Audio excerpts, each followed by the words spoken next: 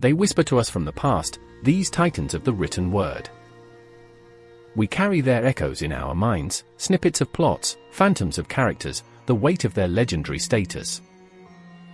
We believe we have their measure, their essence distilled into neat summaries, their complexities smoothed by popular consensus. But what if the grand narratives we've inherited are themselves fictions, cleverly disguised? What if the true soul of these celebrated books lies buried beneath layers of assumption, simplification, and outright myth? Tonight, we embark on a clandestine journey. We will sidestep the well-trodden paths of common understanding and venture into the lesser-known territories of these literary giants. Prepare to have your perceptions challenged, for the ink on these aged pages tells tales far stranger, more profound, and often more unsettling than the legends that have come to define them. Consider Lewis Carroll's Alice's Adventures in Wonderland. A charming, whimsical tale for children, isn't it? A delightful tumble down a rabbit hole into a world of talking animals, mad tea parties, and nonsensical rhymes. It's the epitome of innocent fantasy, a playground for the imagination. This is the Alice that populates countless illustrated editions and animated films, a sweet, slightly bewildered girl navigating a harmlessly absurd dreamscape.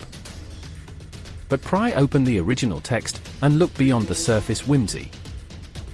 Carroll, a mathematician and logician named Charles Dodgson, embedded within Alice's journey a breathtakingly sophisticated satire of Victorian society, its rigid conventions, its bewildering educational systems, and the very nature of logic itself.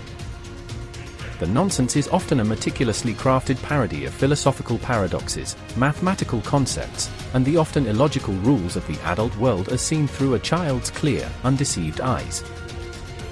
The Mad Hatter's riddles, the Cheshire Cat's disappearing act, the Queen of Hearts' tyrannical pronouncements, these are not mere flights of fancy.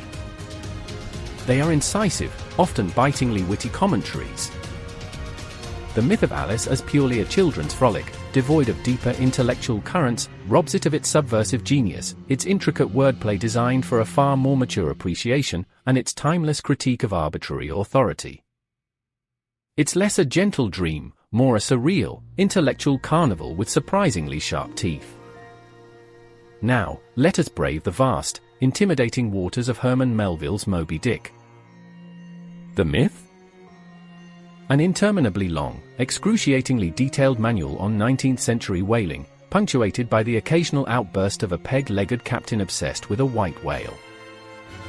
It's the book many claim to have read, or started, but few have truly navigated, daunted by its reputation for impenetrable density and obsessive focus on cetology.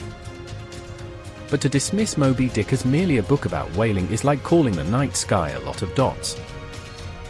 The Pequod is a microcosm of humanity, its diverse crew representing all races and creeds, united and ultimately doomed by Captain Ahab's monomaniacal quest. The pursuit of the white whale transcends a simple revenge story, it becomes a profound, almost terrifying exploration of obsession, the nature of evil, the elusiveness of truth, the limits of human knowledge, and man's struggle against an indifferent, perhaps even malevolent, universe. The detailed chapters on whale anatomy, on the processing of blubber, on the intricacies of harpooning, these are not mere digressions. They are Melville's attempt to grapple with the entirety of existence, to find meaning in the mundane, to understand the whale as both a physical creature and a potent symbol of all that is unknowable and unconquerable. The myth of its impenetrable boredom tragically obscures a work of staggering ambition, philosophical depth, and breathtaking, almost biblical, prose. It is a voyage into the darkest abyss of the human soul. And what of Bram Stoker's Dracula? The Count. The archetypal vampire. Suave, aristocratic, alluring, often portrayed with a tragic romanticism, a fallen angel, cursed with immortality, yearning for a lost love. This is the Dracula that has seduced generations in film and popular culture, a figure of dangerous charm and Byronic melancholy. Yet, consult Stoker's original 1897 novel. The Count that emerges from those pages is a far more ancient, predatory, and unambiguously demonic figure. While he possesses a certain aristocratic bearing, his charm is a thin veneer over a core of primal evil. He is not a misunderstood romantic, he is a warlord, a necromancer, a creature of rapacious appetites who seeks to spread his vampiric contagion, his baptism of blood, across the modern world. Stoker's Dracula represents the fears of late Victorian society. Reverse colonization, the corruption of bloodlines, the threat of foreign contagion, and the eruption of primal savagery into a supposedly civilized age. The romantic, sympathetic Dracula is largely an invention of later adaptations, which softened his terrifying otherness and amplified a seductive appeal that is far more muted and sinister in the novel. The myth of the romantic vampire counter-neuters the original text's raw horror and its complex engagement with contemporary anxieties. Stoker's creation was meant to inspire terror and revulsion, not brooding sympathy. These are but a few examples. The literary landscape is littered with such shadows, where the popular understanding of a work diverges, sometimes dramatically, from its textual reality. Think of the countless simplified retellings of complex epics, the sanitization of darker fairy tales, or the reduction of multifaceted characters into one-dimensional icons. Why do these myths endure? They offer comfort, perhaps. Simplicity. A shared cultural shorthand. It is easier to grasp a stereotype than to grapple with ambiguity. It is more convenient to accept the condensed version than to invest the time in exploring the sprawling original. And often, adaptations, driven by commercial pressures or the constraints of a different medium, become the primary lens through which these stories are viewed, their interpretations calcifying into accepted truth. But in passively accepting these myths, we are robbed. We are denied the full, unadulterated power of the author's vision.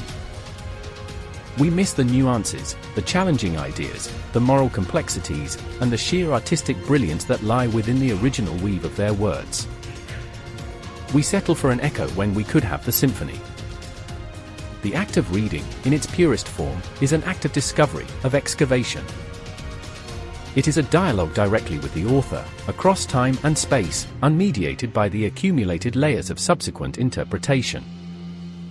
So, approach these revered texts not as closed cases, but as territories still ripe for exploration. Question the familiar narratives. Seek out the author's unvarnished voice. For the greatest literary adventures often begin when we dare to look beyond the myth, and in doing so, find that the story we thought we knew is only the beginning of a far more extraordinary journey. The truth, as they say, is in the text. And it is always waiting.